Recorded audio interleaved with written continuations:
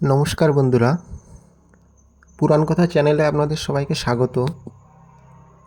আজ মহাশিবরাত্রি সারা বিশ্বে পালিত হচ্ছে। শুধু সারা বিশ্বেই নয়, ত্রিলোকের সমস্ত জায়গাতেই এই মহাশিবরাত্রি পালিত হচ্ছে। কিন্তু মহাশিবরাত্রি পালন করছি আমরা, কিন্তু এই শিবলিঙ্গের আবির্ভাব কী করে হলো সেটা আমরা আজকে জানব। আর শিবলিঙ্গ শব্দের অর্থ কী ও শিবলিঙ্গের উপরে যে 3টে সাদা দাগ থাকে তার অর্থ কী সেটা আমরা জানব। পৌরাণিক কাহিনী অনুযায়ী ব্রহ্মা ও বিষ্ণুর মধ্যে যখন শ্রেষ্ঠত্ব নিয়ে প্রশ্ন ওঠে, তখন ব্রহ্মদেব বলে, আমি সবার প্রভু, আমি সবার থেকে শক্তিমান। তখন বিষ্ণু বলে, না, সবার উপরে আমি, আমার থেকে শক্তিমান কেউ নেই এবং আমি শ্রেষ্ঠ।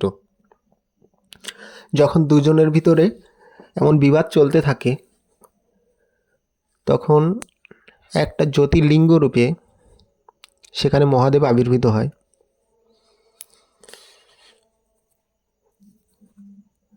আবির্ভূত হলে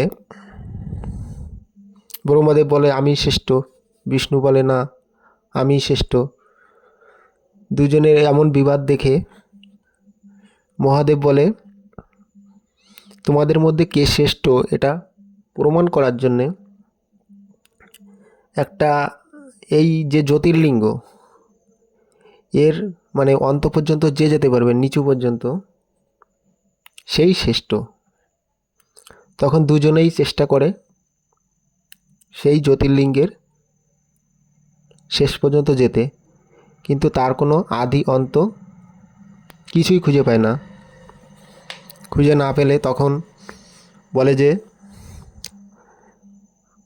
কে আপনি? তখন মহাদেব বলে, আমাকে জানতে হলে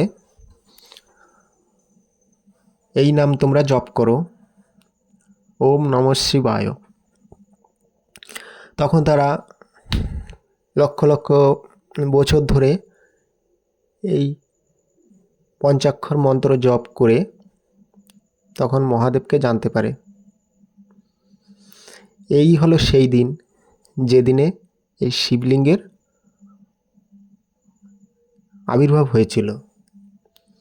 তা এখন আমরা জানব শিবলিঙ্গ শব্দের প্রকৃত অর্থ কী। শিব শব্দের অর্থ হলো মঙ্গলকারী,